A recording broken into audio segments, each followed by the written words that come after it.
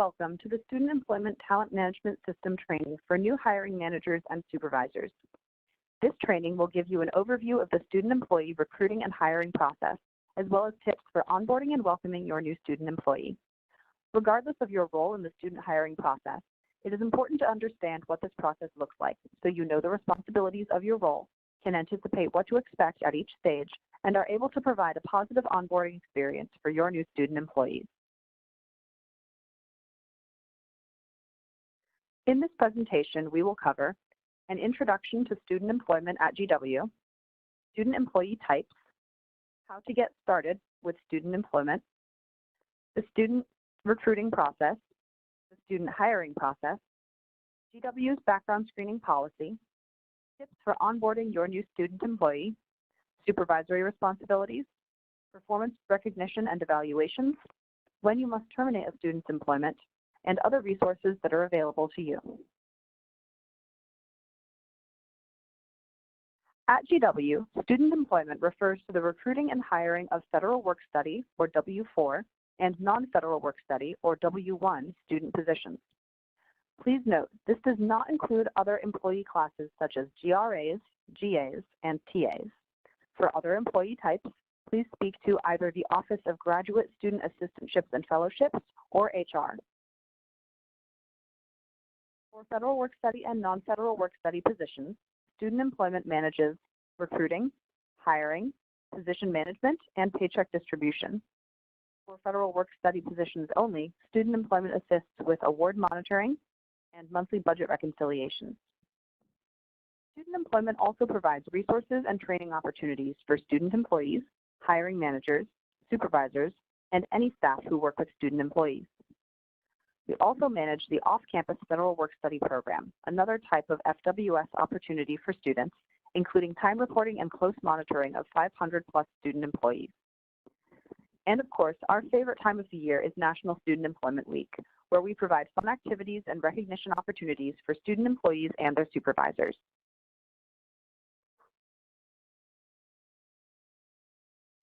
As we mentioned, the two on-campus employee types that student employment manages are federal work study and non-federal work study positions. You can decide which of these position types works best for your department.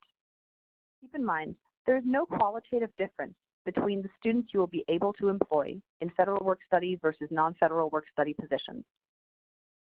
For FWS positions, your department only pays 25% of the student's hourly wage, and the remaining 75% is covered by federal funding. To be eligible for a FWS position, a current GW student must have an accepted FWS award from the Office of Student Financial Assistance for the current academic year. There are limits on the amount they may earn over the academic year based on their FWS award amount, so your department is responsible for helping ensure they do not exceed their earning limit. FWS positions may only be held during the FWS program each year, the start and end dates of which can be found on our website. Students may only hold one FWS position at a time, so they may change FWS positions during the school year, and they may hold non-FWS positions in addition to an FWS one. In non-FWS positions, your department pays 100% of the student's earnings. To be eligible for a non-FWS position, an individual must simply be a current GW student. There is no limit on the student's earnings over the course of the academic year, though limits on a student's hours per week are strongly encouraged. These positions can also remain active over the summer months. Students may hold multiple non-FWS positions at a time, potentially in addition to one FWS one. It is highly suggested that all students work no more than 20 hours per week so they can focus on their academic pursuits and to allow more students the opportunity to work. International students may only work up to 20 hours per week during the academic year per their visa requirements. All students may work up to 40 hours per week during official school breaks. These limits are cumulative of all jobs the student holds at GW. Federal work study and non-federal work study positions are always paid per hour the employee works, never a flat rate or stipend. To get started with the student recruiting and hiring processes, there are a few things you must do. New hiring managers must complete the required training quiz to request access to the Student Employment Talent Management System. You will find the link to take the quiz, which is based off of this video, at the end of the presentation. New supervisors must become familiar with best practices in supervision and management. You can get started via this online presentation, employer resources on our website, and other online resources like LinkedIn Learning. Will you also be a timekeeper for student employees? If so, contact Payroll Services regarding training and access for GW's timekeeping system. Additionally, there are very important laws, regulations, and policies that you must be aware of and follow. It is your responsibility as a manager of student employees to follow student employment's guidance based directly on these regulations to ensure university compliance. Failure to do so can lead to severe financial penalties or loss of funds provided to the university. The Fair Labor Standards Act from the U.S. Department of Labor states that students who perform work that does not directly relate to the institution's program of instruction may be regarded as employees and entitled to minimum wage and overtime, even if they are classified as non-employee graduate or undergraduate assistants. Also, as non-exempt employees, students are to be paid on an hourly basis and must be paid for time actually worked, including required training. Federal work-study regulations from the Department of Education say that federal work-study employees may not work during scheduled class times, cannot displace full-time employees, must have a full-time employee as a supervisor, and that we must have a job description on file for every federal work-study employee. The DC Wage Theft Prevention Amendment Act from the DC Department of Employment Services says that we must provide written notice of employment to all employees, including the name, address, and phone number of the employer, employees' rate and basis of pay with overtime pay rates, and regular pay days in the employee's requested language.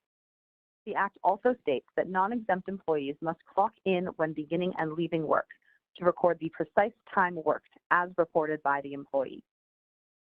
All non-exempt employees must be paid at least twice a month on predetermined paydays. You can find GW's paydays off of the bi-weekly payroll calendar on Payroll Services website. Now let's talk about recruiting student employees. Before you start, review student employment standard position titles and descriptions. All student positions are categorized using these standards. If you're having trouble figuring out which standard title or description is right for the position you have in mind, email us at gwse@go.gwu.edu for assistance. You can always find the most up-to-date standard job titles and descriptions, along with the correlating wage matrix, on our Employer Resources page. Using the Student Employment Talent Management System, submit proposed position details to student employment. This is the first step to recruiting student employees. Afterward, wait for student employment to review the information and either approve or deny your request. If approved, your posting will go live for applications as requested. If denied, make the requested changes or provide clarification as requested by student employment, then resubmit your request for approval.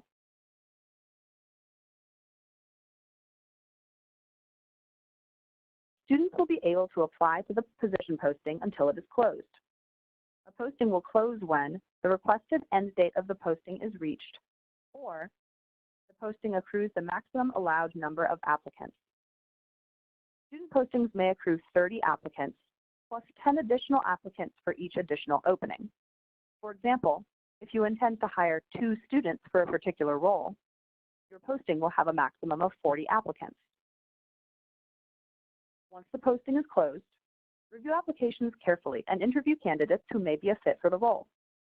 You may interview candidates in whatever way works best for you, for example, by phone, Skype, or in person. After you have made a hiring decision and communicated this to your intended new student employee, disposition all applicants. Students will receive an update on their application status along with resources to help them continue their search if necessary.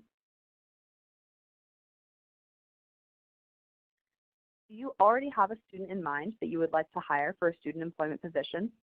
That's great. However, you still need to follow the position posting process described on the previous slide. The reason for this is that student employment still needs to review and approve the proposed position details before you can formally offer a student the position. Here are some recruiting tips. When creating a student employee posting, write a detailed position summary. This will help your posting stand out and get students excited about the opportunity to apply. You can also ask previous student employees for recommendations or referrals, as they often have the best connections at GW. Additionally, advertise your position in department newsletters, on social media accounts, and through word of mouth. If you're having trouble filling a position, contact Student Employment for assistance.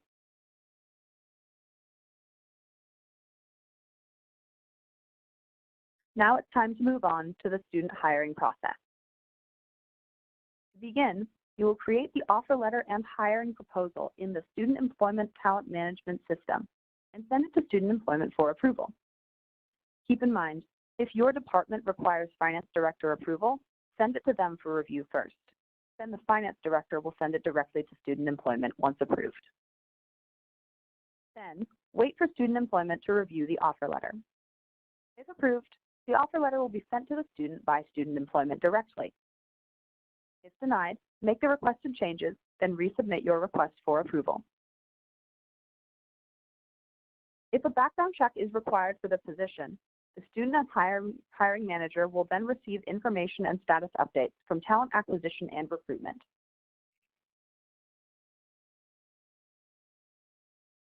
Once the background check is passed, the student and hiring manager will receive further instructions about required pre-hire paperwork. All students will need to complete an I-9, tax forms, and direct deposit form if it is their first time working at the university. Students under 18 will need to complete a DC work permit and submit it to Student Employment for processing. International students will receive information on getting a Social Security card, which should be started immediately but can be completed later. After this, wait. Student employees are not authorized to begin working before you have been notified by Student Employment that their hiring process is complete. You can track the progress of each student's hiring process using the Student Employment Talent Management System. Finally, the hiring manager, supervisor, and student will all receive notification when the student is fully hired and allowed to start working. Please remember, no work or required training may occur before this point under any circumstances.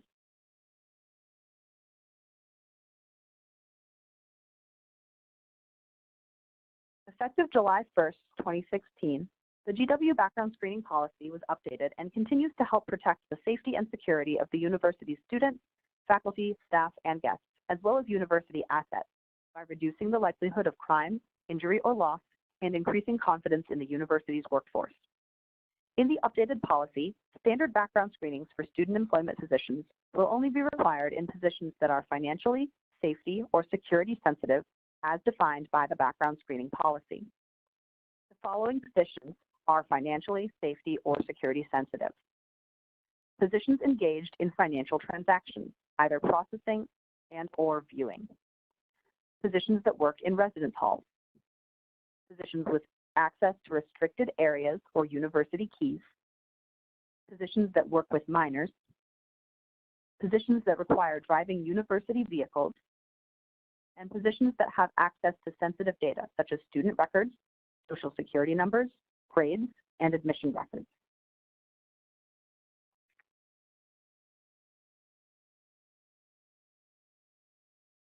Let's talk about how to onboard your new student employee once they are cleared to begin working with you. When onboarding a new student employee, think about what actions you would take for any new member to the department. We suggest at least the following. Send welcome emails to introduce the new employee to their other staff. Introduce the student to the timekeeper and other members of the team. Talk about the department's goals and how the student's work aligns with them. Have the technology and resources they will need to perform their job available when they start. Talk to them about departmental policy and procedures. And require FERPA training via Skillport. The document on this slide is available for download from the resources page of our website. In addition to staying in compliance with laws, regulations, and GW policies as previously discussed, supervisors also have responsibilities related to the day-to-day work of their staff. This graphic shows the qualities of a successful supervisor. Provide quality training by giving the student all the information they need to succeed. Training should be provided on a continuous basis, not only during the start of employment. Set clear expectations for your student employees from day one. For many students, this will be their first experience working in a professional setting.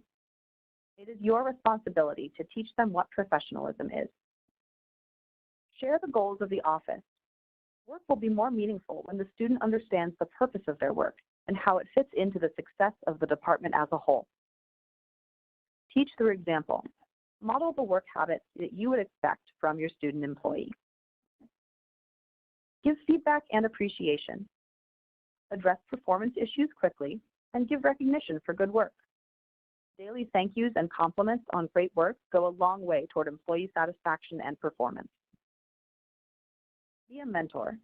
Help students understand how their student position connects to their academic and future career goals. Encourage your employee to interact with the Center for Career Services so they can further articulate and explore how all of their GW experiences connect to the development of their career path. Lastly, be flexible. Student employees are students first and employees second. While there are certain expectations surrounding their employment, be understanding and flexible whenever possible. One of the most important and rewarding aspects of employing students is to help guide their professional development. We strongly encourage you to complete performance evaluations with your student employees each semester. Not only will the students learn valuable information to enhance their future career paths, but you will also develop a stronger employee for your department. You can find the GW Student Employee Performance Review on the resources page of our website. The most anticipated time of the year for the student employment team is National Student Employment Week. This recognition event is celebrated by universities across the U.S. and is an important time to recognize the amazing contributions that GW student staff make to the university and the surrounding community. Look for emails and newsletters that let you know how you can celebrate the excellent work of our student staff, and consider nominating an especially wonderful student employee for the Student Employee of the Year Award. In addition to these big picture forms of gratitude and thankfulness, a simple thank you can go a long way toward making student employees feel appreciated and valued in their work.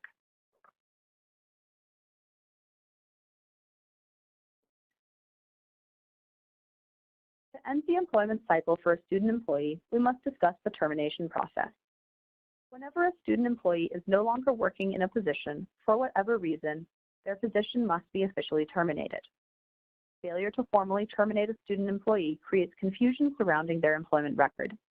This can lead to issues with time reporting and payment in your department, as well as issues for the student's future professional positions. To terminate a student employee, supervisors should request that their HR representative initiate a formal termination request. You must request position termination from your HR representative when the employee is no longer working for your department for any reason, the student employee has run out of federal work-study funds for the current academic year, the student employee leaves to study abroad, or the student employee graduates. Student employment will only terminate automatically in the following cases. The student employee has not earned a paycheck in 4 or more months. The student employee has run out or exceeded federal work-study funds for the current academic year, or the federal work-study program ends for the year. The student employee fails to update required I-9 documentation as notified by student employment, or the student employee is found to have graduated and the department fails to terminate them.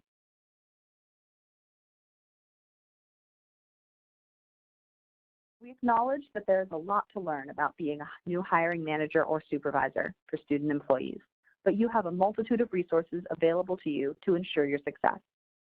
Student employment continues to add and make improvements to our online resources.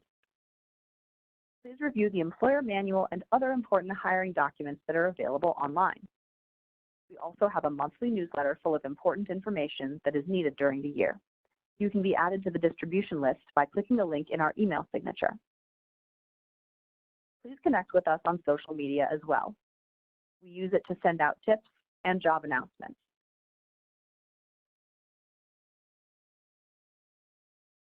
And of course, the student employment team is available to assist with your questions, issues, or concerns. Please don't hesitate to reach out at any time. Thank you for taking the time to attentively watch this presentation. If you are viewing this presentation in order to gain access as a hiring manager to the Student Employment Talent Management System, please follow the link on screen now to take the quiz. Thanks again for your time, and we look forward to working with you going forward.